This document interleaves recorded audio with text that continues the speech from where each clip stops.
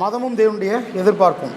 நல்லா கவனிங்க, எந்த ஒரு செயல்லையுமே மதம் இன்வால்வ் ஆகிருக்குதான்றதை மாத்திரம் எப்போதுமே சீரியஸாக சென்சிட்டிவாக கவனிச்சிக்கிட்டே இருக்கணும். எல்லாத்துலேயுமே கவனிச்சிட்டே இருக்கணும். வீட்டு காரியங்களில் கூட, குடும்ப வாழ்க்கையில் கூட சில சமயங்களில் நமக்கு தெரியவே தெரியாது, அது வந்து ஒரு பெரிய டாமினேட் பண்ணிக்கிட்டு இருக்கோம். இன்னைக்கு பெரிய டாமினேஷன் என்ன, வீடு கட்டும்போது வாஸ்துப்படின்றாங்க பாருங்கள். அதே மாதிரி இந்த படுக்கும்போது கூட கிழக்க பார்த்து படுக்கணும், மேற்க பார்த்து படுக்கணுன்றாங்கல்ல. எல்லாத்துக்குள்ளேயுமே ரிலீஜன் வந்து கலந்து கிடக்குது. மதம் வந்து அவங்கள உருவாக்கி வச்சுருக்குது. அதனாலேயே பயம் உள்ள மக்களுக்குள்ள பெரிய பயம். அதனால மக்கள் இயக்கப்படுகிறார்கள். ஏதோ ஒரு மத ரீதியான காரியம் அவருடைய உள்ளத்தில் குடிகொண்டு அவங்கள இயக்கிக்கிட்டு இருக்குது. எல்லாத்தையும் இனம் கண்டுபிடிக்க வேண்டும். It's very very important. Amen. அதை இனம் கண்டுபிடிச்சு அதை மேற்கொள்ள வேணும், அதை ஜெயிக்க வேண்டும். அதை தான் ஆண்டவர் எதிர்பார்க்கிறார், அதை தான் அவர் விரும்புகிறார். ஏன்னு சொன்னால், அவர் நம்மிடத்தில் ஒரு மத ரீதியான நபரை எதிர்பார்க்கவில்லை, அவர் நம்மிடத்தில் அறிவுபூர்வமான நபரை எதிர்பார்க்கிறார். சொல்லுங்க, அறிவுபூர்வமான நபர். மனுஷன் எப்படிப்பட்டவனா இருக்கான்? ஆவி, ஆத்துமா, சரீரம். ஆவியில் 3 காரியம் இருக்கு. ஐக்கியம், உள்ளுணர்வு, மனசாட்சி. இதுதான் ஆவியில் இருக்குது. ஐக்கியம், உள்ளுணர்வு, மனசாட்சி. ஆத்துமானாலே 3 காரியம் இருக்கு. அறிவு, உணர்ச்சி, சித்தம். சொல்லுங்க, அறிவு, உணர்ச்சி, சித்தம். அப்போ மனுஷனை கடவுள் படிக்கும்போது அறிவுபூர்வமான மனுஷனா படைச்சிருக்கிறாரு. அதனால தான் நான் சொல்றேன், எஜுகேஷன் நமக்கு அறிவை தர்றதில்லை. It's very very important. Education நமக்கு அறிவை தர்றதில்லை, தேவனே நமக்கு அறிவை கொடுத்து நம்மளை அறிவுள்ளவர்களாக படைத்திருக்கிறார். எஜுகேஷன் நமக்கு ஒரு சில இன்ஃபர்மேஷன்ஸை தருது, அவ்வளவுதான். புரியுதா? அதனால தான் எஜுகேஷன் நம்மளை டாமினேட் பண்ண இடம் கொடுக்கக்கூடாது. எஜுகேஷன் நம்மளை டாமினேட் பண்ண இடம் கொடுக்கக்கூடாது. ஒரு அன்எஜுகேட்டட் ஃபெல்லோ செத்து போனவனு உயிரோடு எழுப்புறாரு. அவன் அப்படித்தானே சொல்லணும். அதான் யோவான் சொன்னான், கல்வி அறிவு இல்லாத இவர் எப்படி ஒரு செத்து போனவனை உயிரோடு எழுப்புகிறார். அப்போ எஜுகேஷன் நம்முடைய லிமிட்டை தீர்மானிப்பதில்லை. It's very very important. அதை என்னுடைய புக்கில் நான் ஒரு புஸ்தகம் உங்களுக்கு நான் கொடுக்குறேன். ரிலீஜனுக்கும் ஸ்பிரிச்சுவாலிட்டிக்கும் உள்ள வித்தியாசம். அதுதான் பேசலாம்னு நினச்சேன், ஆனால் அது இன்னும் கொஞ்சம் அட்வான்ஸாக போகும். அதனால பேசிக்காக சில பேர்லான்னு சொல்லி, எஜுகேஷன் மிகப்பெரிய ஒரு பேரியர், ஒரு மிகப்பெரிய தடை தேவனுடைய ராஜ்யத்தினுடைய நோக்கத்தை நிறைவேற்றுவதற்கு. ரிலிஜன், கல்ச்சர், எஜுகேஷன், சர்க்கம்ஸ்டான்சஸ், இந்த 4மே மிகப்பெரிய தடைகள். மிகப்பெரிய தடைகள்னா எதனால மிகப்பெரிய தடைகளா இருக்குது அப்படின்னா, மனுஷன் தன்னை பெரியவனா பார்க்காம அவைகளை பெருசா பார்த்துட்டதுனால அவனுக்கு தடையா மாறிடுச்சு. தன்னை விட ரிலீஜனை பெருசா பார்க்கறான், அதனாலதான் அதை தூக்கி தலையில வச்சு கொண்டாடுறான். தன்னை விட கல்ச்சரை பெருசா பார்க்கறான், அதனாலதான் அதை பின்பற்றுவதில் ரொம்ப அதிக நேரத்தை செலவிடுறான். தன்னை விட எஜுகேஷனை பெருசா பார்க்கறான். அதனாலதான் எஜுகேஷன், நீங்கள் நான் காலேஜுக்கு போகல, நான் வந்து படிக்கலை, இதை குறித்து உங்களுக்குள்ள ஒரு இன்ஃபீரியாரிட்டி வருதுன்னா அது ஒரு விதமான ரிலீஜன். எத்தனை பேர் ஆமென்னு சொல்றீங்க? ஆமாம். கல்வி உங்களை தாழ்வு மனப்பான்மைக்குள் கொண்டு போகிறது என்றால் அது ட்ரூத் கிடையாது, அது ஜஸ்ட் எஜுகேஷன், அவ்வளோதான். ஹல்லேலூயா. அதே மாதிரி தான் சர்க்கம்ஸ்டான்சஸ், சூழ்நிலைகள், சவால்கள், இதெல்லாம் நம்மளை டாமினேட் பண்ண முடியாதுன்றதை காமிக்கிறதுக்கு தான் இயேசு இந்த நாளையும் ஜெயிக்கிறார். யோசித்து பாருங்க, நாளையும் அவர் ஜெயிக்கிறார். ரிலீஜனை ஜெயிக்கிறார், அவர் பிறந்த ரிலீஜனை அவர் ஜெயிக்கிறார், மேற்கொள்றார். 2வது, அவர் கல்ச்சரை மேற்கொள்றார். பல கலாச்சாரங்களை கை கழுவிட்டு தான் சாப்பிடணுன்றாங்க, அதெல்லாம் தேவையில்லைன்ற மார்க் 7ஆம் அதிகாரத்தை படிச்சு பாருங்க. கல்ச்சரை மேற்கொள்றார். 3வது, எஜுகேஷனை மேற்கொள்றார். 4வது, சூழ்நிலைகள், சவால்கள், இயற்கையை மேற்கொள்கிறார். அதெல்லாம் என்னத்தை காண்பிக்கிறதுனா, இவைகள் எல்லாவற்றையும் விட மனுஷன் பெரியவனா இருக்கிறான்.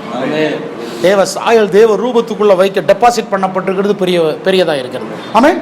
ஸோ தேவன் நம்ம இடத்துல அறிவுபூர்வமான நபர்களை எதிர்பார்க்கிறார். அறிவுபூர்வமான நபர் எங்கிருந்து வர முடியும்? ஒன்னே ஒண்ணுதான், கர்த்தருடைய வார்த்தையிலிருந்து தான் வரணும். கர்த்தருடைய வார்த்தையிலிருந்து அறிவுபூர்வமான நபர் வர முடியும். அதனால தான் நான் சொல்றேன், நீங்க காலேஜுக்கு போகணும், ஸ்கூலுக்கு போகணும், பெரிய படிக்கணும்ன்றதை விட முக்கியமானது இறையியல் படிக்க வேண்டும். அதுதான் ரொம்ப முக்கியம். இதெல்லாம் 2வது தான்.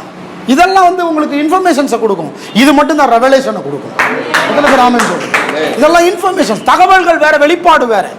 ஆமென். தகவல்கள் பல சமயங்களில் உங்களை டாமினேட் பண்ணும், வெளிப்பாடு உங்களை ஊக்குவிக்கும், உற்சாகப்படுத்தும், உங்களை பெரிய ஆளா காமிக்கும். அது எத்தனை பேர் ஆமென் சொல்றீங்க? சரி, செகண்ட் பிரின்சிபல், தேவன் நம்மிடத்தில் ஒரு மத ரீதியான நபரை எதிர்பார்க்கவில்லை, அறிவுபூர்வமான நபரை எதிர்பார்க்கிறார். ஏன்னு சொன்னால் லாஜிக்கா பார்க்க போனா அவர் மத ரீதியானவர் அல்ல, அவர் சர்வஞானி. அப்ப எங்க அப்பா சர்வஞானினா ஏன் எப்படிதான் எதிர்பார்க்கிறாரு? நீயும் ஞானம் உள்ளவனாய் வெளிப்படுவதில் தான் அவர் ரொம்ப இன்ட்ரெஸ்டா இருக்கிறாரு. அப்படிதான் அவரை கவர் பண்ண முடியும். ரெண்டாவது, தேவனிடத்தில் மதம் இல்லை. It's a very very important statement. தேவனிடத்தில் மதம் இல்லை. He is not an inaugurator of religion. ஆமென். தேவனிடத்தில் மதம் இல்லை. ஏனென்றால் ஆதியிலே தேவன் வீழ்ச்சி அடையவில்லை. ரொம்ப முக்கியமானது. மனுஷன் தான் வீழ்ச்சி அடைந்தான், தேவன் வீழ்ச்சி அடையவில்லை. கைவர்த்தி சொல்லுங்க, தேவன் வீழ்ச்சி அடையவில்லை, மனுஷன் தான் வீழ்ச்சி அடைந்தான். ஏன் அங்க கனெக்ட் பண்றோம்னா, தேவனிடத்துல என்ன இருக்குது? அவரிடத்துல வார்த்தை இருக்கு, ஞானம் இருக்கு, அறிவு இருக்கு, வெளிப்பாடு இருக்குது. அவ்வளவுதானே ஒழிய அவரிடத்துல மதம் இல்லை. அப்ப நாம குழம்பிக்க கூடாது. அவருடைய வார்த்தை, அவருடைய ஞானம், அவருடைய அறிவு, அவருடைய வெளிப்பாடு ரிலீஜனை தருவதற்கல்ல, வாழ்க்கையை மேம்படுத்துவதற்கு, விழுந்து போனவனை கட்டி எழுப்புவதற்கு. எத்தனை பேர் ஆமென் சொல்றீங்க? அதனாலதான் என் புக்கில் ஆரம்பிக்கும் போதே போட்டிருக்கிறேன், மனுஷனுக்கு மதத்தில் பிரச்சனை இல்லை, மனுஷனுக்கு வாழ்க்கையில் தான் பிரச்சனை இருக்கிறது. ஆதி மனுஷனுடைய பிரச்சனை மதத்தில் அல்ல. கொஞ்சம் யோசித்து பாருங்க.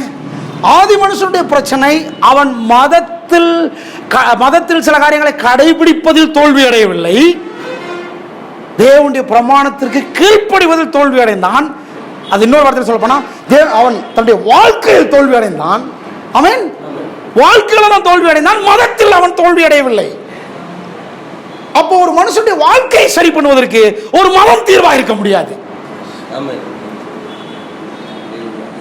ஆமென். அவன் வார்த்தையை மீறினதினால் அவனை சரி பண்ணுவதற்கு வார்த்தை தான் தேவை. ஆமென். வார்த்தை தான் தேவை. அந்த வார்த்தை மாம்சமானது. That's all. ஆமென். ரொம்ப ஈஸி. லாஜிக்கா போனீங்கன்னா ரொம்ப ஈஸியா இருக்கும்.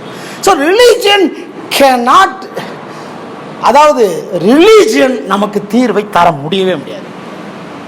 ரிலீஜியன் ஆக்டிவிட்டிஸ் தீர்வை தர முடியவே முடியாது. தேவனத்தில் வார்த்தை தான் இருக்கு, ஞானம் தான் இருக்கு, அறிவு தான் இருக்கு, வெளிப்பாடு தான் இருக்க ஒழிய அவர்கிட்ட மதம் இல்லை. ஆகவே மனுவர்க்கம் வீழ்ச்சி அடைந்திருந்தாலும் அதுவே தேவனுடைய எதிர்பார்ப்பாய் இருக்கிறது. ஆகவே தான் ஞானத்தை விரும்பின சாலமோன் தேவனுடைய பிரியத்தை சம்பாதித்தான். ஆமென். அல்லேலூயா. அவர்கிட்ட ஞானம், அறிவு, வெளிப்பாடு இதுதான் இருக்குது. அப்ப இதை வச்சுதான் அவர் ஏதாவது ஒன்று பண்ணணும். ஆமென்.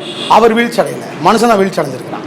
நாலாவது பிரின்சிபிள் பாருங்க, இந்த வித்தியாசத்தை அறிகிற அறிவை ஏதோ ஒரு மதம் தர முடியாது. Very very important. இந்த வித்தியாசத்தை அறிகிற அறிவை யார் தர முடியாது? வேற எந்த ரிலீஜனும் தர முடியாது. எந்த ரிலீஜன்? தேவனுடைய வார்த்தை மட்டும் தான் தர முடியும். எந்த ரிலீஜனும் தர முடியாது. அப்படி தந்துச்சுன்னா கூட அது சொல்யூஷனா இருக்க முடியாது. ஏன்னா அதனுடைய பிரின்சிபிளா மாறிடும். ஆமென். இந்த வித்தியாசத்தை அறிகிற அறிவை எந்த மதமும் தர முடியாது. வாசிங்க, வித்தியாசத்தை அறியாததின் விளைவுதான் பல பிரிவினைகளுக்கு காரணமா இருக்கிறது. மதம் மனுஷருக்கிடையே பிரிவினையை தான் தர முடியும். அதற்கு பதிலாக அறிவுபூர்வமான வெளிப்பாடுகள் நிறைந்த வித்தியாசத்தை, வேறுபாட்டின் அறிவை அது தரவே முடியாது. அதை தேவனுடைய ராஜ்யத்தின் போதனை மட்டும் தான் தர முடியும். எத்தனை பேர் ஆமென் சொல்றீங்க? மதம் பிரிவினையை மட்டும் தான் தர முடியும், அது தீர்வை தர முடியாது. தேவனுடைய ராஜ்யத்தின் போதனை மட்டும் தான் தீர்வை தரும். நாலாவது தேவனுடைய வார்த்தையை அடிப்படையாக கொண்டு வித்தியாசத்தை அறிந்த பக்குவம், முதிர்ச்சி உள்ள நபரையே தேவன் ஆவிக்குரியவர்களாக, தேறினவர்களாக கணக்கில் எடுத்துக்கொள்கிறார். ஆமென். கொஞ்சம் நல்லா நிறுத்தி படிங்க, ரொம்ப இம்பார்ட்டன்ட். தேவனுடைய வார்த்தையை அடிப்படையாக கொண்டு வித்தியாசத்தை அறிந்த பக்குவமும் முதிர்ச்சியும் உள்ள நபரையே தேவன் ஸ்பிரிச்சுவல் பர்சனா பார்க்கிறார்.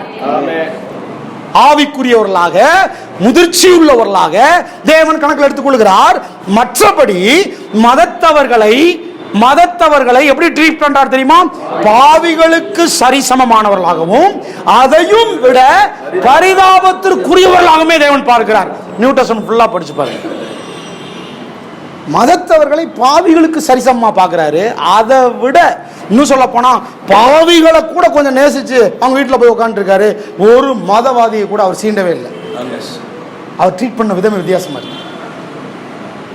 அப்போ ரிலீஜியன் அவர் முற்றிலும் ஆப்போசிட் பண்றார். ஏன் ஆப்போசிட் பண்றாருன்னா, ரிலீஜியன் தீர்வா இருக்க முடியாது. மனு வர்க்கத்தினுடைய தீர்வு நான் தான். நான் தான் ஏற்படுத்தணும், என் ராஜ்யத்தின் மூலமாக தான் ஏற்படுத்தணும். அவன் விழுந்து போன இடத்துல அவனை எப்படி மீட்டுக்கொள்ளணும் எனக்கு தான் தெரியும். எத்தனை பேர் ஆமென் சொல்றீங்க? ரிலீஜனால முடியாது. இந்த மாதிரி போதனைகள் மற்ற மதத்தவர்களுக்கு ரொம்ப ரொம்ப அவசியம். அவர்கள் ஏற்றுக்கொள்கிறாங்களோ இல்லையோ, ஆனால் இப்படிப்பட்ட போதனைகள் போய் சேரணும். அதை சொல்கிற விதத்தில் கொண்டு போய் சேர்க்க வேண்டியது நம்முடைய மிக முக்கியமான கடமையாக இருக்குது. ஏன்னு சொன்னால் ரிலீஜியன் தான் அவங்களுடைய மிகப்பெரிய நம்பிக்கையாக இருக்குது. என்னுடைய நோட்ஸில் நிறைய காரியங்கள் இருக்குது. மிகப்பெரிய நம்பிக்கை, மக்களுடைய மிகப்பெரிய நம்பிக்கை மதம். ஆனால் தேவனுடைய மிகப்பெரிய நம்பிக்கை அரசாங்கம், கவர்மெண்ட். தேவன் ராஜ்யத்தை நம்பி இருக்கிறார், ஆனால் மக்கள் மதத்தை நம்பி இருக்கிறார்கள். தேவன் ராஜ்யத்தின் மூலமாக எதாவது ஒன்றை செய்யணும்னு பார்க்குறார், மக்கள் மதத்தின் மூலமாக எதாவது ஒன்றை பெற்றுக்கொள்ளலான்னு பார்க்குறாங்க. உபவாசம் போடட்டுமா, அல்லது என்ன பண்ணணும், நான் எப்படி வந்தால் நீர் கொடுப்பீர்ன்றாங்க. ஆனால் அவர் சொல்கிறாரு, முதலாவது என்னுடைய ராஜ்யத்தையும் அது போதுன்ற, நீங்கள் எதையும் பெருசாக மாற்ற வேண்டியதில்லை, அது போதுன்ற. சரி, ஓகே. ஐந்தாவது தேவனுடைய ராஜ்யத்தில் பிள்ளைகளுக்கும் குடிமகனுக்குமே உரிமையும் அதிகாரமும் உத்தரவாதம் இருக்கிறது. அதே சமயம் பாவிகளுக்கும் மாபெரும் அழைப்பு இருக்கிறது. ஆனால் மதத்தவர்களுக்கு தாங்களும் பாவிகள் தான் என்று உணர்கிற வரையிலும் அது இல்லை. எத்தனை பேர் ஆமென் சொல்றீங்க? ஆமென். ஏனென்றால் மதத்தவர்கள் தங்களை கிறிஸ்து இல்லாமலே, அண்டர்லைன் பண்ணிக்க, மதத்தவர்கள் தங்களை தேவனுடைய ராஜ்யத்தினுடைய தீர்வாய் இருக்கிற கிறிஸ்து இல்லாமலேயே நீதிமான்களாக, யோக்கியமானவர்களாக, பரிசுத்தவான்களாக கருதி கொள்ளுகிறார்கள். மதத்தவர்களுக்கு அவங்களுடைய அந்த சாக்கிரமந்துகள், சடங்காச்சாரங்கள், சம்பிரதாயங்கள் இதுவே அவர்களை பரிசுத்தவான்களாக ஆக்கிவிட்டதாக கருதி கொள்ளுகிறார்கள், கிறிஸ்து இல்லாமலேயே. அப்போ அவங்க தேவன் வேண்டாம், தேவனுடைய ராஜ்யம் வேண்டாம், தேவனுடைய ராஜ்யத்தினுடைய சொல்யூஷனா கிறிஸ்துவ அனுப்புறாரு அது வேண்டாம், தேவனே வேண்டாம். அவங்களுடைய மதத்தின் சம்பிரதாயங்களை அவங்கள பரிசுத்தவான்களாக, நீதிமான்களாக ஆக்குறதாக அவங்க கருதிக்கிறாங்க. இன்னைக்கும் கிறிஸ்டியானிட்டிலையும் அப்படி இருக்குது. கிறிஸ்டியானிட்டி கிரைஸ்டை இம்பார்ட்டன்ட் பண்ணாமல் அவங்களுடைய சுய அர்ப்பணிப்பையும் சுய தியாகங்களையும் சுய என்ன சொல்லலாம் நீதிகளையும் எங்கே பெரிதுபடுத்துகிறார்களோ அங்கே அவர்கள் தேவனுடைய ராஜ்யத்தின் பிள்ளைகளாக இல்லை. அவங்க தங்களை கிறிஸ்து இல்லாமலே பரிசுத்தவான்களாக கருதி கொள்ளுகிறார்கள், நீதிமான்களாக கருதி கொள்ளுகிறார்கள். நமக்கு ரட்சிப்பு அவர் மூலமா தான் வருது, நீதி அவர் மூலமா தான் வருது. அவரே ஞானம், அவரே நீதி, அவரே பரிசுத்தம், அவரே மீட்பா இருக்கிறார். ஆமென். அடுத்தது பாருங்க, ஆறாவது மதத்தவர்கள் தங்கள் மத கொள்கைகளை பிடித்து கொண்டு கிறிஸ்துவையே ஒதுக்கி தள்ளிவிட்டார்கள். அவர்கள் எழுத்தை பிடித்து கொண்டார்கள், அதற்குள்ள இருக்கிற ஆவியும் ஜீவனை நிராகரித்து விட்டார்கள். மதத்தவர்கள் காலத்தால் கடத்தி கொண்டு வரப்பட்டிருக்கிறார்களே ஒழிய மற்றபடி அவர்கள் பிதாவினால் மீட்பின் திட்டத்திற்கென்று போடப்பட்டிருந்த கிறிஸ்துவின் அண்டையும் நோக்கத்தின் நிறைவேறுதலுக்கென்று தேவனுடைய ராஜ்யத்தின் அண்டையும் இன்னும் வந்து சேரவே இல்லை. காரணம், சபை வெறும் மத கூட்டத்தை மட்டுமே பெருக்குகிறது.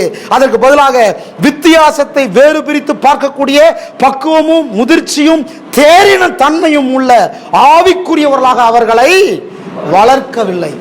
ஆமென். ஹல்லேலூயா.